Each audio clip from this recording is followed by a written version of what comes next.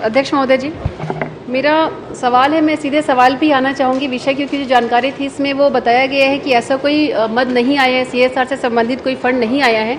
तो वहीं पूछना चाहूँगी कि इसके अंतर्गत जो फंड आते हैं या जो काम किए जाते हैं जिले में सीएसआर के अंतर्गत, तो उसका क्राइटेरिया क्या होता है सीएसआर फंड का?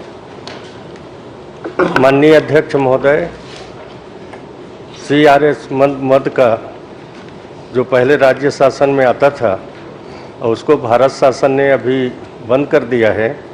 सीधा कंपनी के द्वारा वहाँ के क्षेत्र के निवासियों मांग के अनुसार वो काम करते हैं। हम लोगों के पास सीआरएस का फंड नहीं आता, हम लोग का अधिकार भी नहीं है उसमें। ये जो सीएसआर फंड है इसकी क्योंकि वैलिडिटी होती है कि इस डेट से इस डेट तक कि अगर जो फंड आ रहा है आपको उसको खर्च करना है, या फंड आने की जो प्रक्रिया है वो क्या है वो प्रक्रिया? मैंने बताया ना कि भारत सरकार के अधीन होता है और भारत सरकार ने के निर्देश पर कंपनी अधिनियम में संशोधन कर दिया है और उसके तहत हम लोग के पास सीआरएस नहीं आता। पहले कलेक्टर के पास हो जाता था, अब वो बंद कर दिया गया है। तो इसको आपको प्रश्न करना है तो भारत सरकार से आप पत्र लिख सकते हैं, क्योंकि हम लोग के अधिकार क्षेत्र में सीआरएस का नहीं है। सर, भारत सरकार तक पहुंचने का माध्यम भी आप ही हैं, तो आप ही से प्रकाश डालने से ज़्यादा बेहतर होगा कि जो संशोधन है वो क्या संशोधन है, क्योंकि मेरी जानकारी में नहीं है। तो अगर आप सदन के माध्यम से मुझे अवगत करा पाएँ तो बेहतर होगा। बताया ना अध्यक्ष महोदय कि अब हम लोग को अधिकार खत्म कर दिया है, तो अब उसका जवाब तो मैं ज़्यादा नहीं दे पाऊंगा, क्योंकि हम लोग के पास उसका अधिकार है ही नहीं है। चलिए ठीक है जी। माननीय अध्यक्ष जी, इससे जुड़ा एक सवाल था।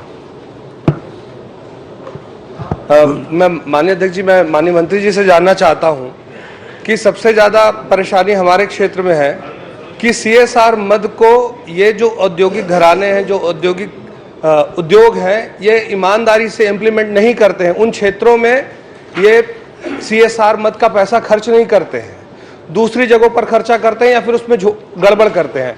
उस पर क्या कार्रवाई का प्रावधान है अगर वो ठीक तरीके से सीएसआर मद को खर्च नहीं कर रहे हैं उद्योगों पर? माननीय मंत्री जी। माननीय अध्यक्ष महोदय, जब सीआरएस मद का खर्चा करने का अपने को अधिकार ही नहीं दिया गया है, भारत सरकार को अधीन है, तो हम उसके ऊपर क्या कार्रवाई कर सकते हैं? तो माननीय यानी निरंकुश रहेंगे माननीय मंत्री जी? उन पर कोई अंकुश राज्य शासन नहीं लगा पाएगा क्या? माननीय अध्यक्ष महोदय, जैसे कि श्रीमती भावना वोरा के प्रश्न में मंत्री जी ने उत्तर दिया, 2021 में इसको बंद कर दिया गया। मैं माननीय आपके माध्यम से माननीय मंत्री जी से जानना चाहूँगा कि क्या आप भारत सरकार से फिर से आग्रह करेंगे, क्योंकि उस समय परिस्थितियाँ थी कुछ और उसके कारण से फैसला लिया गया। अब भारत सरकार से फिर से आग्रह करेंगे क्या कि सीएसआर मद जैसे पहले संचालित होती थी और राज्य सरकार और कलेक्टर के माध्यम से उसे निगरानी किया जाता था, जैसे कि माननीय अनु शर्मा जी ने कहा कि वो सीएसआर मद का खर्चा बता देते हैं, लेकिन वास्तविक स्थिति में उसका खर्च होता नहीं है। तो क्या भारत सरकार से फिर से आग्रह करेंगे क्या कि इस सीएसआर मद जैसे पहले संचालित होता था उसी प्रकार से संचालित हो? माननीय अध्यक्ष महोदय, आप कहें तो मैं पूरा पढ़ के बता दूं भारत सरकार का जो निर्देश है। नहीं, वो दूसरा प्रश्न है। इनका कहना है कि क्या आप आग्रह करेंगे कि जो निर्देश केंद्र सरकार ने दिया था पूर्ववत उसको क्या जारी रखेंगे? क्या ऐसा कोई पत्र आप केंद्र सरकार को लिखने वाले हैं या लिखेंगे, ऐसा प्रश्न है? हाँ या नहीं में बता दीजिए। हाँ, भारत सरकार को हम लोग लिखेंगे कि हम बस अधिकार दें। ठीक है। अजय चंद्राकर। सीएसआर मद में सर, अगर फैक्ट्री वाला या जो भी उद्योगपति है अगर कोई पैसा देगा तो उसकी कार्य एजेंसी कौन रहेगा? वो उद्योगपति रहेगा कि कलेक्टर रहेगा?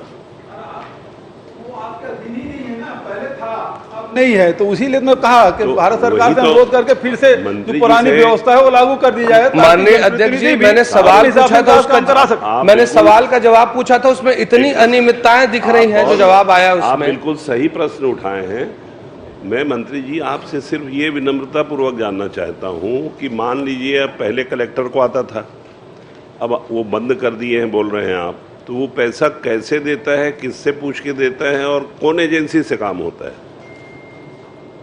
ये अगर जानकारी हो तो बताइएगा, ताकि वैसे ही फिर मिलेंगे हम लोग। ये हमारे गांव में कौन सा काम कौन करेगा, पूछ के बताना पड़ेगा ना।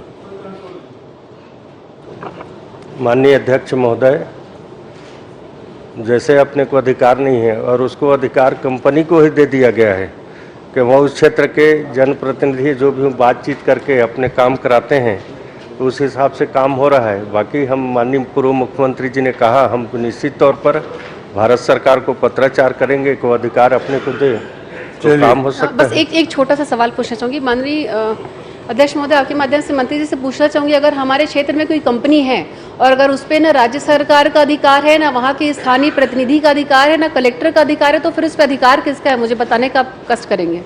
जैसे आपने भी बोला कि उस पर हमारा अधिकार नहीं है उस कंपनी पे, तो उस कंपनी में किसका अधिकार है? क्या हमको कहीं अप्रोच करना है तो हम डायरेक्ट भारत सरकार के पास तो जा नहीं सकते, हमको एक चैनल के थ्रू ही आना पड़ेगा, तो उस पर अधिकार किसका है? माननीय अध्यक्ष महोदय, मैंने पहले कहा कि भारत सरकार के अधिकार है। अब उस अधिनियम में संशोधन भारत सरकार ने किया है, तो उसके लिए हम मांग करेंगे भारत सरकार को अधिकार अपने को दो, ताकि हमारे जनप्रतिनिधि अपने मन मुताबिक काम करा सकें। कुंवर सिंह निषाद। माननीय अध्यक्ष